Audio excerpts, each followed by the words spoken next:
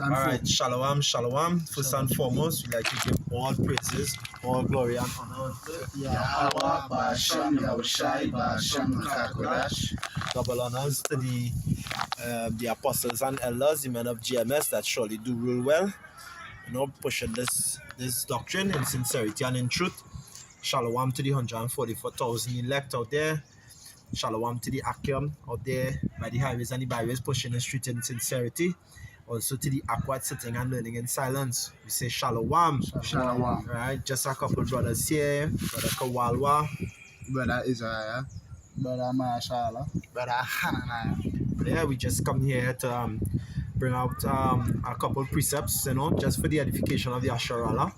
And what the topic of this lesson going to be, Akim? Free will.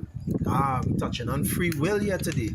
So we're touching on free will because by misconception, I'd like to say, of Christianity, they believe that free will exists, right? That everybody choose to do what they want. God make everybody, and He give them free will to do this or to do that, and He could judge you based on your free will.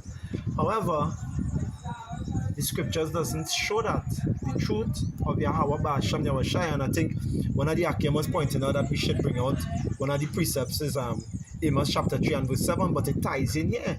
It ties in right here in the introduction to what we're looking to teach it, because the Amos chapter 3 and verse 7, it says, let's go to it quickly. All right, the book of Amos chapter 3 and verse 7, which says, anybody want to bring Surely, it up? this is Amos chapter 3 and verse 7. Surely the Lord Yahweh Ba'Shem Yahushai do nothing, but He revealeth His secret unto His servants the prophets. So this secret that is obviously something that is not known to these other nations, or known to those that when their ears have been seared, they have no ears to hear, right? The eyes, but they can't see, so they wouldn't be able to behold and understand these secrets that Yahweh Ba'Shem Yahushai is revealing unto His servants, who are the prophets. So we understanding these secrets to know that the secret of no free will is here for us to understand. Therefore, we are bringing out a little understanding from it, a little edification with the understanding, so that some younger brothers or younger Akwat that coming in will be able to know and gravitate to understanding the truth of Yahweh Ba'Shem Yahushai when it comes to free will. We like to go to John chapter 12, verses 49 and 50 to start. 49 to 50? 49 to 50. And it states, John chapter 12, verses 49 to 50, for I have not spoken of myself, but the Father which sent me. He gave me a commandment, what I should say, and what I should speak. And I know that His commandment is life everlasting. Whatsoever I speak, therefore, even as the Father said unto me, so I speak. So this is Yahushai, the Messiah sent from the Father Yahweh. Clearly stating here that every word that He speaks, every word that come out His mouth, every prophecy that He gave us, it wasn't off of His own free will. It wasn't off of what He wanted to say, but what His Father sent Him to say. So we can back that up with the Mark chapter 14 and verse 32. You have it? Yeah, Mark chapter 14 and verse 32. And they came to a place which was named Gethsemane, and He said to His disciples, sit ye here while I pray. And He taketh with Him Peter and James and John, and began to be sore amazed and to be very heavy, and said unto them, my soul is exceeding sorrowful unto death. Tarry ye here and watch. And He went forward a little and fell on the ground and prayed that. So I just want to touch on this here. So what going on here is we breaking down that Yahushai took Peter, James, and John with Him, and He explaining to them that He's sad. He realized that the death coming. You know, he come to die. So he real sad, he worrying about it, you know, he concerned, you know, he say, all the wait here with man. And he walk a little way forward, he leave them, and he fall on the ground and he started to pray. And the hour, the hour might pass from him. Right? So what he trying to say is that he don't want to experience this, he want to go past this time that he know he coming to experience here. Right? Because what this time going to experience here is the death, he know the death coming up on him.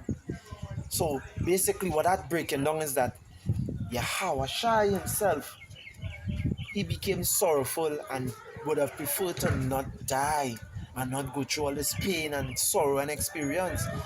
But in 36 here, go ahead. Right, and I could finish 35. And he went forward a little and fell on the ground and prayed that, if it were possible, the hour might pass on him.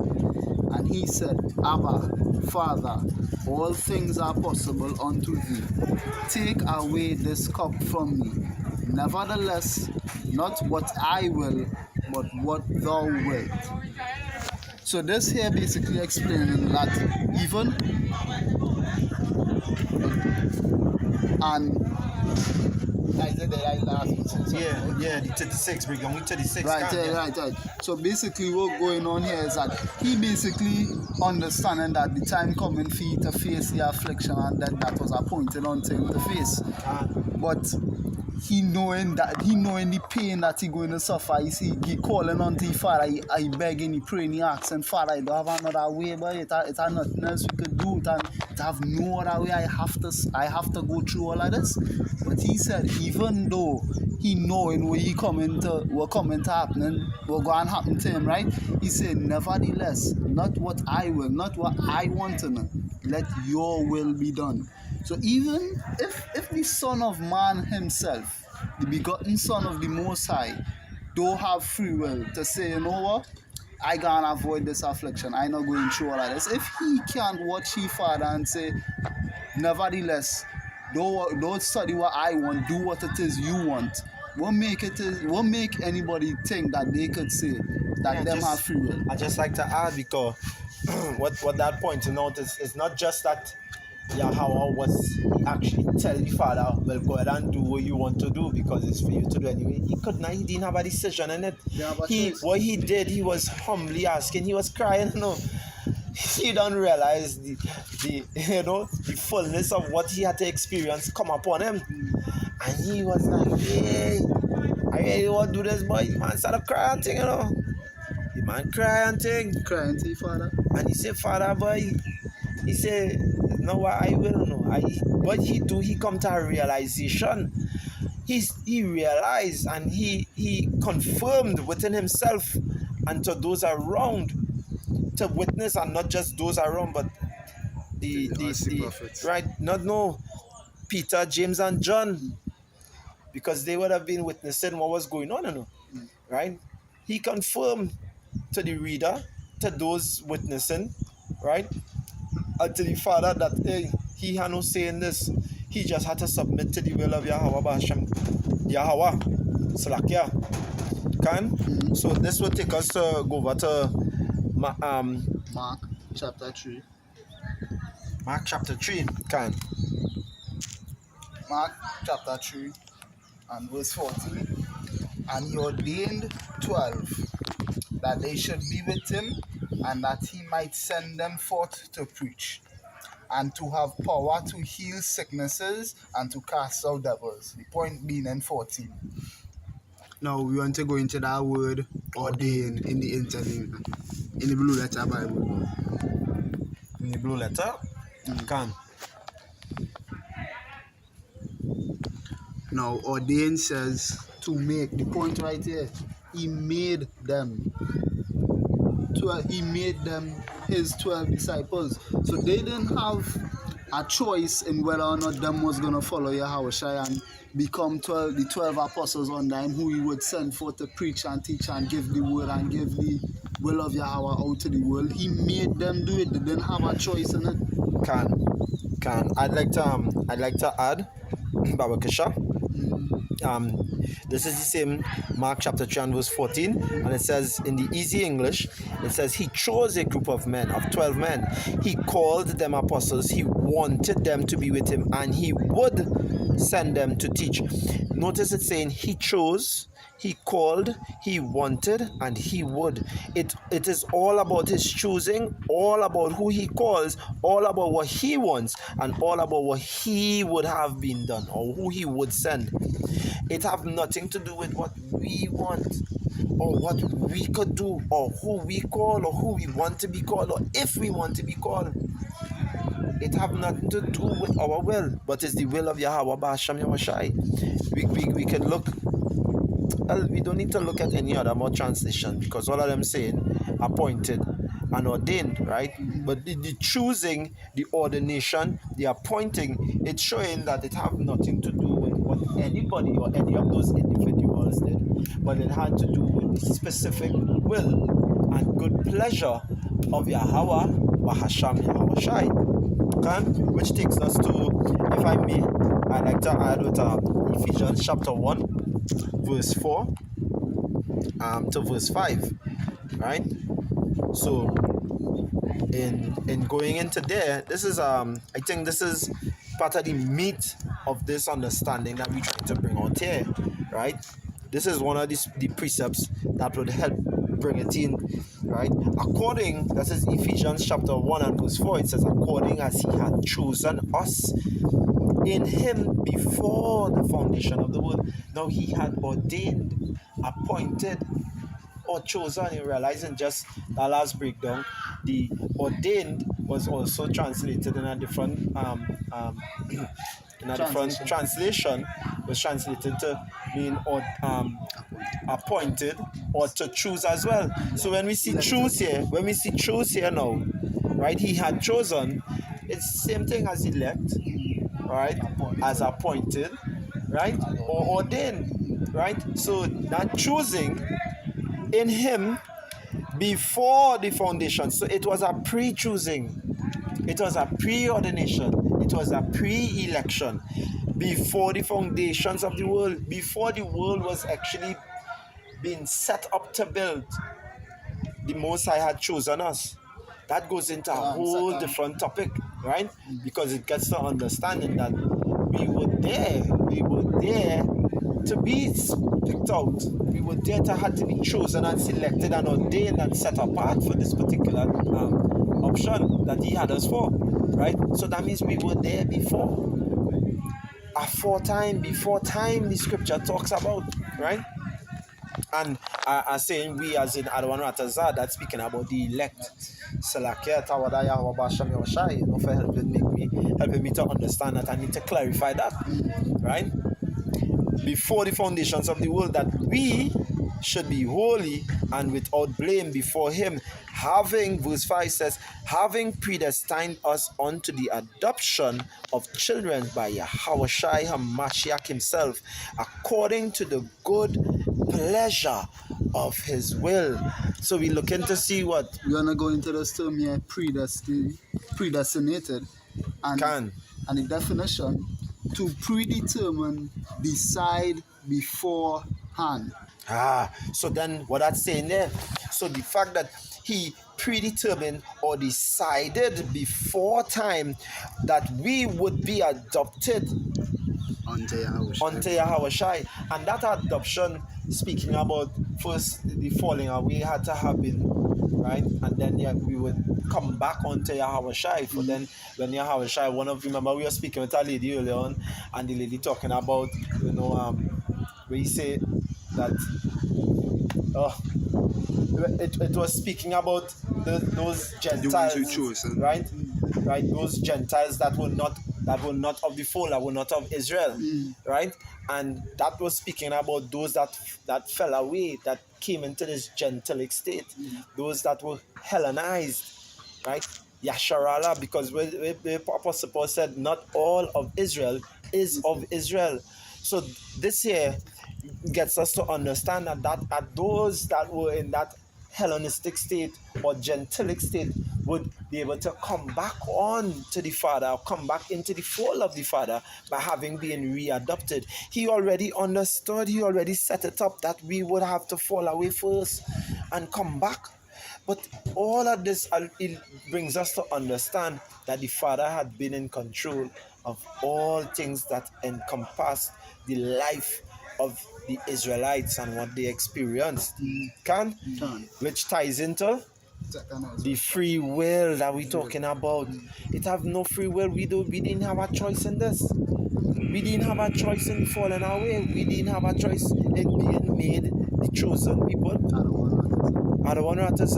We didn't have no choice in being the chosen people.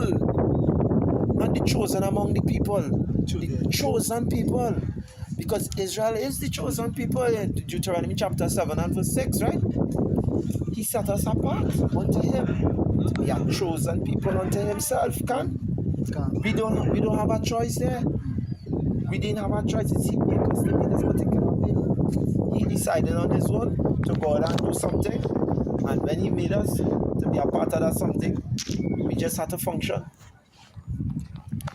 Alright, and we're going now, next point. Exodus chapter 2, verse 41.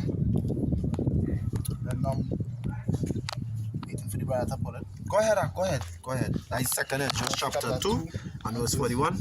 You can't. The number of thy, and that is what the brother was talking about earlier, let's expound upon it. The number of thy children whom thou longest for is fulfilled. So the children he was waiting for the whole time has been fulfilled.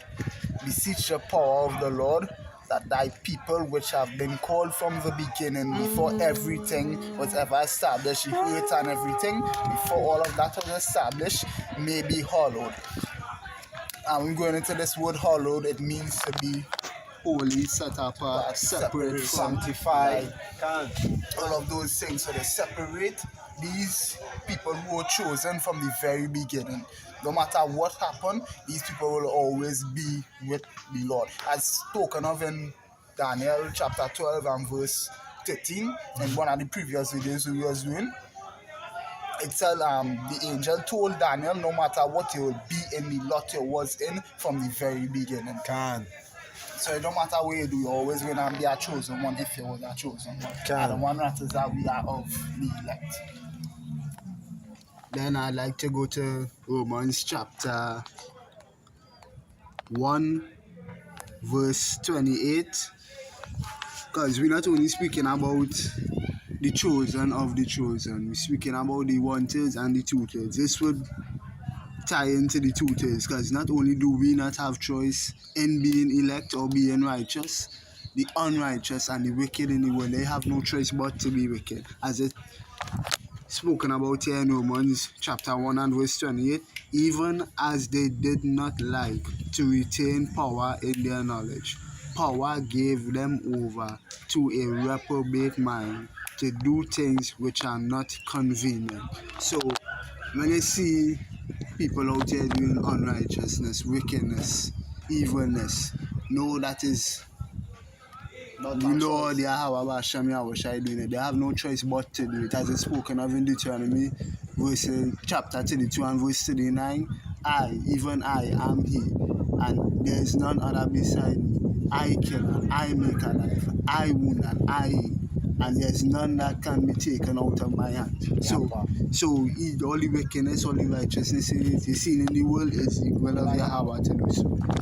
Nobody has no choice in that. And I like to back that up in Romans 11 and chapter 7 verses Romans chapter 11 verse 7 to 8. What then? Israel had not obtained that which he seeketh for, but the election had obtained it, and the rest were blinded. According as it is written, power had given them the spirit of slumber, eyes that they should not see, and ears that they should not hear, unto this day. So, even when we preaching this word of truth, even when we preaching the gospel, even when people sit down and we preach to them and they're not hearing what we're saying, they don't believe what we're saying, and the ones that do believe what we're saying, they had no choice but to do so. Yeah, our close and lock off all the minds, sealed seal all the mans that That's it. I just want to use it. He seal all the mans that he don't want to have this information and he pour out all the knowledge he wanted onto the ones who were Predestined, Salak. to have this information. I see what you went into earlier, right? Predestined. As we started off this lesson in Amos 3 and 7, he gave his secrets unto the prophets, and we had no will but turn to him. The thing is, I always like to run over to this precept, right? Because I think if it's okay, we could close after this one, right? You can close this one. Baruch chapter 4 and verse 4, because what we're doing here is bringing out the truth of the secrets of Yahweh Basham Yahushai based on what we understand in small parts about free will. And when you come to understand free will and knowing that some were made for this, some were made for that, some were set this way and some were set that way, this scripture brings a joy to us. It says, O Israel, Baruch chapter 1 verse 4, happy are we, for the things that are pleasing to Yahweh are made known unto us. Be of good cheer, my people, for the memorial of Yasharallah. So hey, be of good cheer, be happy, rejoice, because we come to know the truth of Yahweh Basham Yahushai. We have no free will, we have no decision in this, but what we know, what we come to know is that we are of Yasharallah, the chosen people of the Lord, and He has set us quite on the contrary to anybody's thoughts or ideas about whether they have free will in this, whether they have a choice in it. We don't have a choice in it, but we are thankful. We need to be thankful and give all praises, all glory, and all honor to Yahweh Basham Yahushai for having chosen us and predestined us unto this salvation that He has set for us. We don't have no say in it. Even if you think you had to get up one morning and choose to accept Yahweh Basham Yahushai, no, you're wrong. Yahweh done seal you to that already. Everybody done seal to a particular destiny in Yahweh Basham Yahushai. Either it is you're on his good side or you're on the bad side, so to speak. Can? Well, either his secret was revealed unto you or you're given over to a reprobate mind. With that, we'd like to close. As always, we give all glory, all honor, all praise unto Yahweh Basham Yahushai Basham Rukakodash. Giving double honors to the apostles and elders, the men of GMS that surely do you well. To the 144,000 out there, we say shalom. To the Akim out there by the highways and byways pushing this doctrine in sincerity and in truth, we say shalom. To the Akwat out there sitting and learning and listening in silence, we say shalom to you, sisters, to you, Akwat. This is Brother Kawalwa. This is Brother Israel. This is Brother Maya Shala. This brother Hananiah. Saying Shalom. Shalom.